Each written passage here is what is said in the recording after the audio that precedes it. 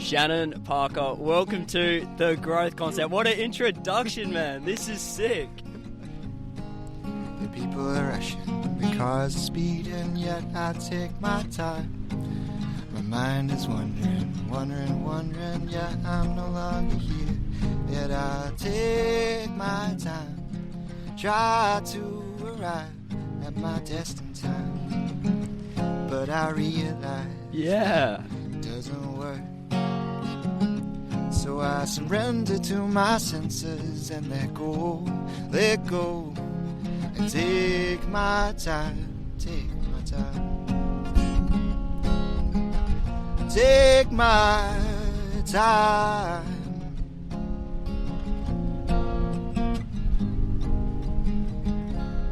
We are here at Scarborough Beach. What an introduction. That was sick, bro. Hell yeah. Man, I think we have just launched The Voice 2.0 at Scarborough Beach. Nice. That was insane. Man, welcome to The Growth Concept. Thank you. I think we should start with how we actually met, because how we met was insane. It was. It was so unexpected. We weren't meant to actually meet that night, I reckon, because I was going to a skate park in a different suburb, and then we happened to come to the skate park that just randomly, this random guy named Keone just walked up, started doing some sick tricks on the skateboard. Said he hadn't skated in ages. Yeah, and then, it's been a while. Yeah. The fact that I rocked up in my HBF running clothes, sneakers, popping like hill flips on the mini ramp. Yeah. Bro, it was sick. And you were like, I haven't skated in a long time. I'm like, bro, you just did a kickflip just easily like it was nobody's business. It was crazy. Yeah, it was insane because I was with Bianca at the time and we went out, looked at some Christmas lights, and then we were like, let's just drive around. Yeah. So then we saw lights at this park, and, you know, ADHD brains goes, let's go have a look at these lights, as you know. Yeah, literally. And we were like, sick skate park. It was Crean Skate Park. Yeah. And I just was like, I don't have my board. Spewing. Yeah. Who was the guy I spoke to? That was Alex. Alex, Yeah, that's right. And then I spoke to Alex, and I'm like, man, can I please ride your skateboard? And then, look, here we are. We caught up in Bustleton. Yeah, we did. Now we're here doing a podcast. We're doing, like, crazy how... At Scarborough Beach. Who would have thought, hey, like, it's crazy how the universe brings people together, because I've been wanting to do one for such a long time. And then when you told me that you'd done one, I was like, holy moly, like, why am I not doing this? Because I'm, like, actually impressed and admire what you've done for, like, the last 2 years. It's insane. Appreciate you, bro. Yeah, and definitely. you have a vision this year to start your own podcast. 100%, yeah. I've been wanting to do it for a while because I just, like you, want to share people's stories and really help them understand themselves, and also people to see other people's stories and relate to it and be like, wow, yeah, I didn't know that I was the only one. I thought I was the only one that felt like that. So, yeah, it's really cool. Was there... help me understand the moment you had that made you realise, let's start a podcast, because it's not every day someone comes up with this idea. True. And it is scary. It is so scary. And I think that's the thing, like, I've been wanting to do one for a while, but the things that come up in your mind is like fear of being seen, fear of being judged, fear of people thinking differently of you, and like all of this stuff that the ego kind of talks about with trying to get you to not to go out of your comfort zone, basically. And so I think for me, I see people do podcasts and they start it just like, some people just choose one day and they're like, yep, press record, upload it, and they're fine. And I remember seeing a podcast called Esther's Universe, and the chick's awesome. She's got ADHD like me. Neurospicy represent. Represent. You. But yeah, that really inspired me, because she just literally was like, hey, I'll just figure it out as I go. And I think that's the thing too, is that we get in our heads about the process of how to start when we just need to start, you know? And you've done that. Like, you've just gone, you know what, I'm going to give it a crack, see what happens. And for me, knowing what I wanted to do is, I think I love talking and I love chatting with people, deep conversations like you do, and knowing that you can change just one person's life just by one thing that you listen to, that's all that matters. So whenever I upload videos on Instagram and stuff like that, I often think, oh shit, should I upload this? I'm not sure. But I'm like, if it's going to change one person's life or one person's perspective, then that's all that matters. So yeah. Wow. Help me understand the process that you're having to overcome and make this step this year. Yeah, definitely. Because that's cool, man. That is really cool. I think something that someone said to me was, people are going to speak about you no matter what. They're going to judge you no matter what. So they can either judge you being a mask of yourself and just being a people pleaser and seeking approval from others, or you can go out and do the thing and people will then judge you for that as well. But at least you're still standing in your truth of being aligned with your values and doing it. You know, like the people are going to say whatever they want. They can write the story, whether you're the hero or the villain in that story, no matter what. Like, and I think for me, knowing that I'm making a difference to speaking my truth and knowing that I can understand myself a bit more each time I have a conversation with someone, because I use other people to mirror off in order to understand myself, because we all see parts of ourselves in other people. Help me understand that. I feel like that's a really good point. So, like, you often say, like, what are you jealous or envious about, or what do you admire in people? And it's usually because it's something in them that you see that you're... So if you're jealous, it's usually something in them that you haven't fully embodied yet that you want to understand. Yes. Yeah. Okay, that makes sense. Yeah, like, say they're, like, really popular on social media, or they're getting a following, or you know, they've got a really cool job. If you're like, oh man, I'm so jealous of them, it's because they are doing the thing that you really want to do, but you don't feel comfortable or confident enough to do it. And then also with regards to like admiring people, like I say this to parents all the time, like on the worst days of you feeling like you're not a good parent, and I'm not a parent myself, but if you see those beautiful qualities in your kid, that's a beautiful reflection of who you are, because they are a part of you. And it's the same with your friends. Everyone that's around you, like they say, your closest 5 friends are a reflection of who you are, so make sure you choose your friends perfectly, because they will be who make or break you in your journey. And I think that's what you need when you're doing a podcast as well, people to support you, like you said. Otherwise, that you have that, if you have too many people giving you the thing of like, don't do it, it's crazy, it's not worth it, you're going to flop or whatever, like you don't want to surround yourself with that type of people. You want to surround people that are willing to grow you. Yeah. Good point. So in a way, comparison's good, but it's also the death of joy. It is. I think that's the right comparison saying. is the thief of joy. Yeah, because obviously to know where you're at is by comparing on where other people are to know where to set the bar. Yeah, literally. Because if you know nothing, how do you know setting the bar is like this standard or that standard? Yeah. Would you agree? Yeah, I think... I feel like there's a healthy balance which so many people get wrong. Definitely. As you were saying about the social media game, and I'm sure the listeners and viewers can relate, Definitely. is when you're growing a brand, seeing someone grow a lot quicker than you is like, damn, what am I doing wrong? And I've done this. And it's still something that occasionally does come up on my mind, 100%. and I do have to bring me back to the original root on why I'm actually doing this. Yeah, literally, your why. Yeah. For sure. I've got a kind of... I talk in metaphor and analogies. I think for me, like, because I've just started skating this year, and, you know, we've gone for a few skates. The thing that I've learnt with skating is like a greater lesson is that you can go to the skate park and you've just learnt a new trick and you think, yes, I'm fucking awesome. And then as soon as someone comes along and does these amazing tricks, man, you suddenly are like, oh man. It's such a good way of viewing it. Yeah. And you're just like, oh, I'm actually shit at this. Fuck. Like, I'll just leave now. But like what I've learnt too is that the culture of skating is a lot different to, say, the culture of surfing. Like, you go in and you're an absolute beginner, people will sit with you and talk, and you'll have chats with them and they'll teach you things like, you're like, hey man, I need to pop this ollie better, and they'll show you. And I think humility is such a thing that we need in this day and age, because there's so many different people we're exposed to now with social media that we've got too much like external input from us, whereas like we have to kind of push that back and be like, okay, I've got people that I want to learn and grow from, and I'm going to like draw towards them and follow them and stuff like that. But at the end of the day too, when people give you feedback and you're doing your podcast journey, I think what you need to do is look at, if they're not doing or have done what you wish to hope or become, I love that rhyme, then why are we listening to them? And that's the thing, like, you've got to always fuel your mind, because it's always listening, your subconscious mind's always listening to everything you're taking in, even if you don't even realise it. So what you look at every day, who you're around, really controls where you go in life, I think.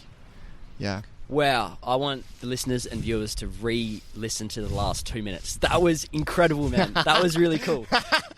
But on that point, to distinguish, obviously, you can't just shut off family. No. Family, like, for example, how would I word this?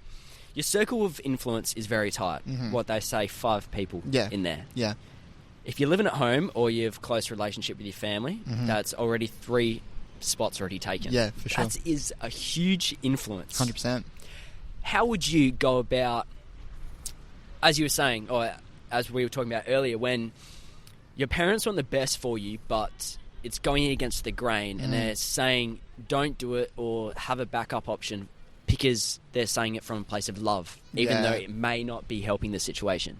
How do you go about separating the people who are close and then friends? Because obviously friends you can shut off. Be like, sorry man, just where I'm at, nah. Yeah.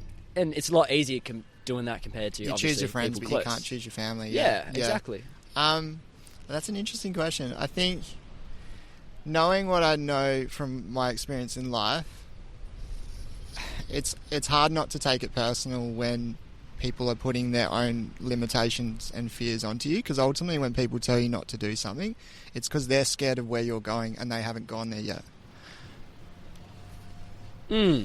Like they are literally scared of going out of their comfort zone, and because you're doing the thing that is scary, going out of the status quo. Yeah, exactly. They're like, oh no, don't do it. Come back to the comfort zone, because that's where I'm at, and it's showing up to them where they're not willing to grow.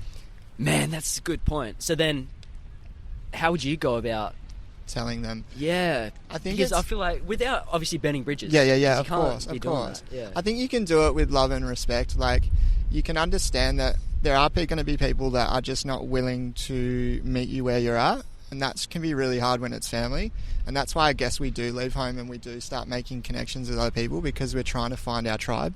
I love that saying where it's like, put your vibe out and you attract your tribe, because that's, being neurospicy like myself, I've been trying to find those people, and we tend to like fit ourselves into little boxes to have the approval and love from our parents usually, and we do usually go into our 20s thinking this is what I want to do in life, and you get to a certain level in life where you're like, hey, am I actually really passionate or even want to do this path that I'm going on? Like, do I really care about this, or is this someone else's cares and values? And I think with my parents, like, for me, like, they've got a different background to me and a different belief system to me, and I've had to leave that a couple of years ago. And I think for me that's been a big journey of like living my truth. It might make people feel uncomfortable and they might not understand it, but if they truly love you, then they will support you. And if they don't, then it's kind of like you have to have acceptance around that. And you can still, there's still moments where you can have conversations with them and kind of test the waters to be like, okay, this is what I want to do. And you can know, like with me, with masking, as an ADHD term, of like being a certain version of myself around certain people that isn't feeling authentic at the time. You know which people you can be your more truer self with. And I think when I've been trying to explain to my family and stuff like that, hey, like, this is the journey I want to go on. I know it's completely different to what you believe in and what you hope for me.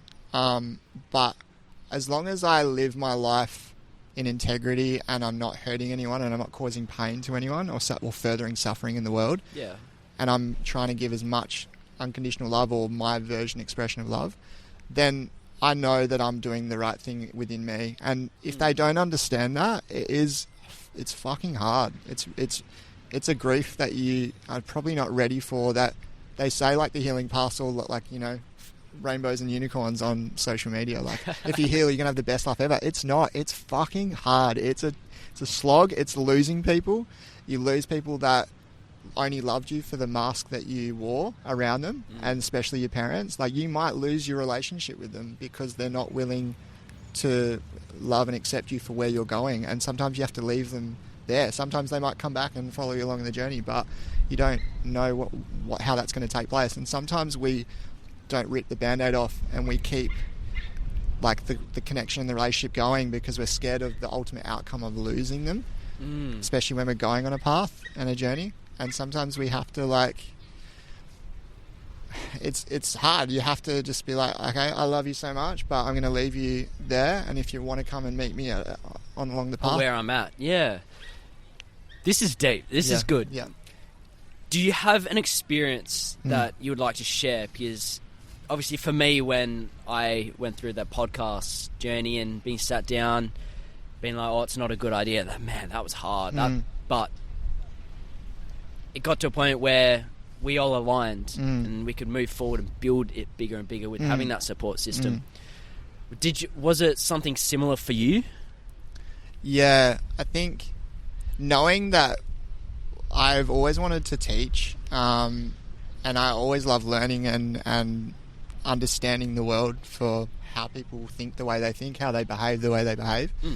And I've just been really curious, and I think like you can tell that those things always keep coming back through. Like for me it's music, for me it's connecting with people, community, and creativity. Like they're all my values. So I think you can see that there's a line there of where you're meaning to go, and sometimes you'll take some detours and stuff, but like this conversation.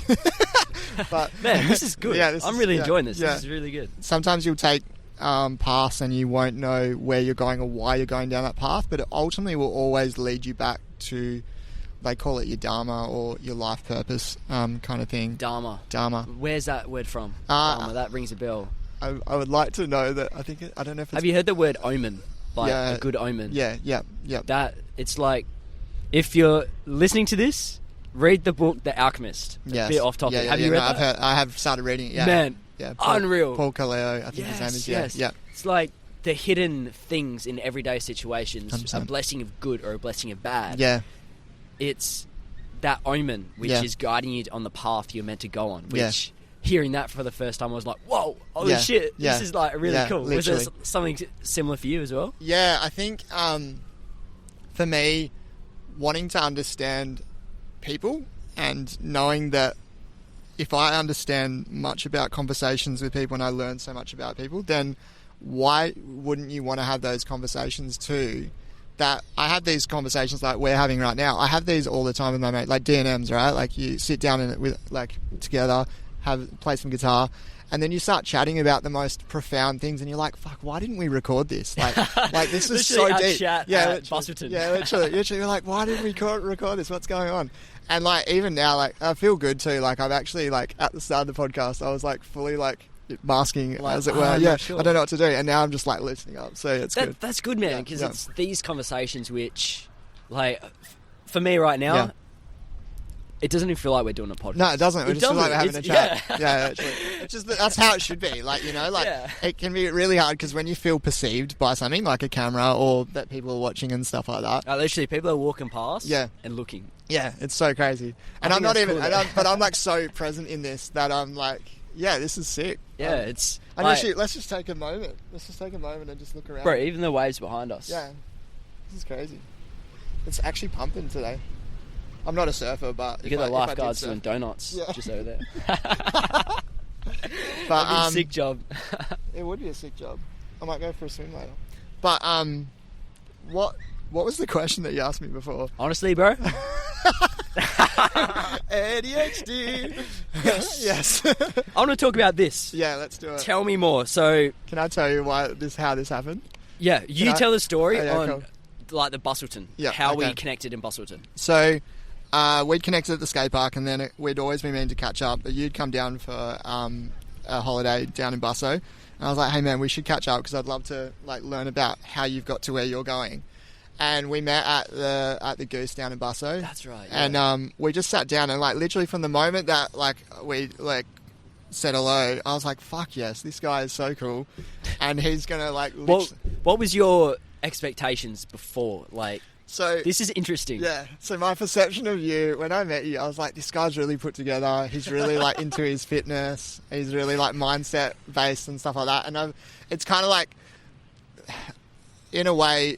You know, I've never really been a masculine dude. Like, I've always been more in the feminine energy. So when I've always had more female friends than guy friends. So when I've met you and like my other friend Alex, like, I've really helped me get closer to guys and really understand that there are guys out there that are willing to have deep conversations, because sometimes they are. And when we instantly chatted, we were just like riffing and vibing the whole time. And then I said to you, like, I felt actually I wasn't going to bring this with me when we had the conversation because, bro, again, imagine if you didn't. I got in my head. I was like, oh, he's a dude. He probably won't want to like ask like thoughtful, deep questions. That's probably a bit weird. And I was like, what the fuck? And ultimately what I say to myself whenever I go into a conversation that I'm scared of, today was like literally like that. I was like, I always say to myself, just lead with your heart, not with your head. Because when you go in your head, you're just thinking of all... Lead with your heart. Lead with your heart. Not with your head. Yeah. Because you're just... I love that. Yeah, well, because you're just like... You get in your head about all the what ifs and all the fears and all the doubts and stuff. But if you just lead with your heart, open-hearted... Like right now, I'm fully open right now, which is so good. I'm loving it. So that brings me to this. This card game was given to me by a very special person named T. And... she means so much to me, and she brought this as a gift for me, and it's Tell Me More, and it's a game of questions to deepen connection. And so there's like, I forget how many there is. A lot of cards. So we were having coffee, and Shannon bought this deck of cards called Tell Me More, and each card, as you were saying, is a question of some sorts. So you can kind of like shuffle them around and stuff like that, but what about if do you want to answer a question each? Sure, let's do 100%. Is it like a magic trick, like pick your card, any card? That's close. I'll guess your question. Yeah, no. I'll spread them out, and you can pick one from the table. Okay. It's a terrible spread, but that's fine. We shall pick one at the same time. Yeah. Okay. Okay. All 3, right. 2, 1. Okay. Now we'll put these back before they fly away. I love when they just hit. They just resonate. Mate, even ChatGPT can't do this. Yeah. Exactly. Okay, sweet, beautiful, chuck those there. Okay, my question is, who's someone you look up to, and what is it about them you admire? Oof. That's a good one. What's your question? How would you describe what you believe your life's purpose is? Ooh, that's deep. Okay, I feel like I will answer this one first. Yeah, you answer yours, and then we answer both of each other's questions. Okay, so someone I look up to. Someone I look up to is this guy called Ed Milet. Yep. When I was in school, fuck, this is good. This is how you get the good shit out. When I was in school, I wasn't happy. Yep. Yeah, my family was great and all, but just in my community, I was lost. I was doing shit I shouldn't be doing as a 16-year-old, and I was listening to a podcast that Ed Milet. Mm-hmm. He has a podcast, and he's written an amazing book, The Power of One More. Shout out to him. And I was listening to a podcast about faith in religion. So I wasn't listening to the religion teacher. That was irrelevant. Yeah. And with listening to this podcast, I actually started tearing up. Really? Yeah. Wow. It was something about how the power of one more is such a deep concept which we often overlook. Yeah. For example, this was before I had my close to death experience, but when you are going to lose someone, whether you know it or not, it's one more. So there's going to be a time where you're going to see them for the last time. Yeah, definitely. You're going to give them a hug for the last time. Say, I love you for the last time. And it's... I'm getting goosebumps talking about this. It gets to a point where you take your last breath. Yeah, literally. One more, man. One more. And hearing that from him was like so deep, man. I'm like, just one more. Like when you feel like you're about to quit, just one more day. In his sense, his dad was an alcoholic. And he overcame that with just one more day not drinking. Yeah. Just push through one more. And then that next day would come just one more. And then it all clicked. I'm like, then I saw huge growth in myself because then I was applying that one more day to myself. How does that manifest now in your life with your, like, what, right in the present moment? What was your first one more after that experience? Oh. What did you start implementing? Bro, keep it simple with this stuff. Like, one more rep at the gym. Yeah. Someone who does 10 reps plus one more deserves to be stronger than the person who does just 10 reps. So that one more compounded every single day. I don't want to sound cliche and stuff, but you deserve to be far more successful and happy with having that one more conversation, that one more hug, that one more conversation, that one more I love you. Yeah. Is going to have a huge effect over 1 year, 2 years, 10 years. Yeah, definitely. Compared to someone who just does it. Yeah. and doesn't do that one more. It's like planting little seeds every day. Literally, man. Yeah, it's something that's so simple, but we overlook. We do. Yeah. And I think, like, with the one more thing too, it's believing in yourself that you can do one more. Because, like, sometimes we give up too early on our goals because we don't feel like we're capable. But doing that one more means it's not like pushing you into a state of pain, but it's like stretching you, that you feel like you can go beyond your comfort zone a little bit, tiny bit more. And it's meant to be easy, man. Yeah. Like, setting a goal to retire your parents is like, what? That's daunting. Yeah, literally. But one more. Yeah. Save one more dollar, invest one more dollar. Yeah, like, literally. That is so easy to do. 100%. And it makes it incremental so that, you know, and it builds up. Like, you don't realise, you think, like, and a lot of the time our mind likes to think if it's not this big, showy change, then what's the point? But those little things of, like you know, getting up for your runs, getting up at 5 a.m, it's the fucking hardest thing to do. But, like, how do you feel after you, like, that half an hour in? You're just like, this is sick. I'm in the best fucking moment of the morning. Like, why are people sleeping away the day? Like, look at all these guys. These guys are having a ball, just like running around and enjoying the sunrise and things like that. Yeah, that's really powerful. I like that. How about yourself, man? Yeah. How would you describe what you believe your life's purpose is? I got the real deep one, didn't I? Yeah. I mean, that's so funny. I always believe that, like, with energy and stuff like that, when you're shuffling something, whether it be a tarot card deck or whatever's meant to come at you is for you. So I honestly think, how would you describe what believe your life's purpose is? I honestly believe it might sound not original, but showing as much love in the best way that you feel, in the form that you want to do, which mine's music or connection with others. My life purpose is to help people feel love, and ultimately the thing that I feel like is stopping everyone in this world is not feeling worthy of love. And I think shame is rooted in that. And what stops people from connecting to their bodies, connecting to themselves, connecting to others, is shame, because they feel they're not good enough. And if I could somehow help people feel good enough, because they always say be the person you want to be, that you would have wanted when you were growing up, right? And for me, I often didn't feel seen, and I didn't feel connected to others. And so if I can somehow, with my energy and my little ripple effect in this world, because we only ever have control, like, we see all the bad stuff on the news and we think, how can I change that? And we get angry and we get upset, but, like, we feel out of control. It feels like kind of learned helplessness of, like, I don't know what to do here. But your life purpose is to be as much in your power as possible, to then help others find their power and find their purpose and their love.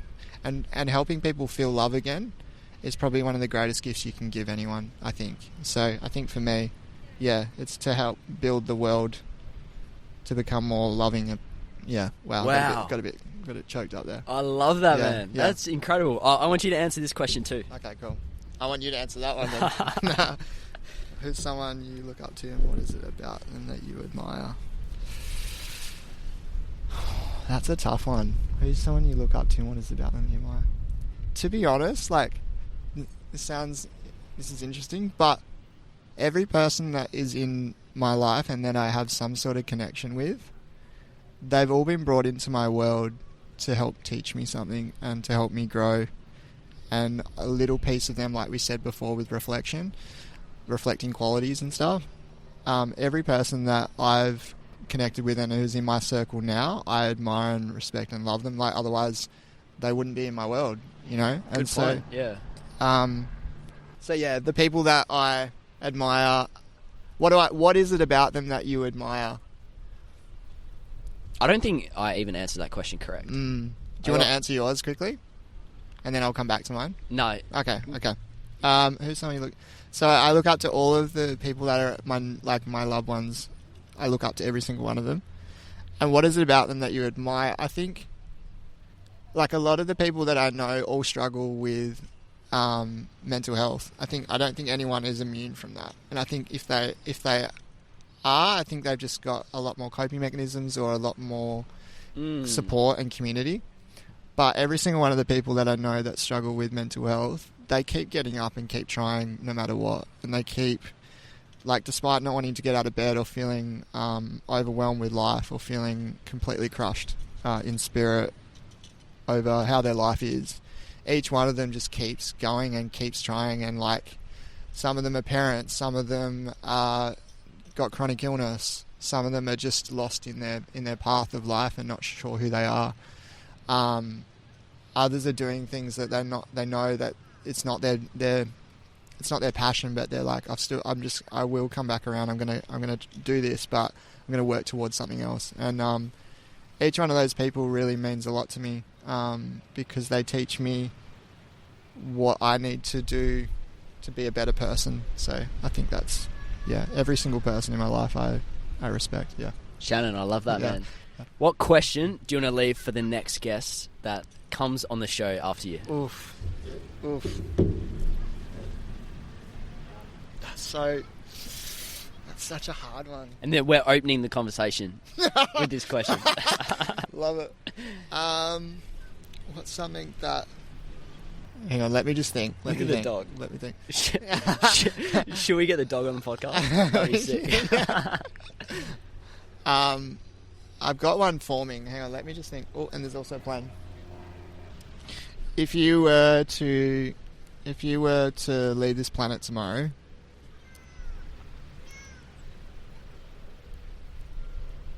what is something that you'd want people to remember you by or remember you for? Yeah. That's a big one. That's probably not too, like, soft intro into the next guest. Like, hey, welcome to the podcast. If you're going to die tomorrow... Here's the existential questions to keep you we up at shall night. Warm up the conversation for that one. Yeah, definitely. Shannon, my man, thank you so much for coming down, man. I really you. appreciate it. And this conversation was filled with love. Yeah, it was. I really enjoyed it. And really your energy really brought this together. Thank you, man. And, man, thank you so much. I appreciate you, man. Mad respect.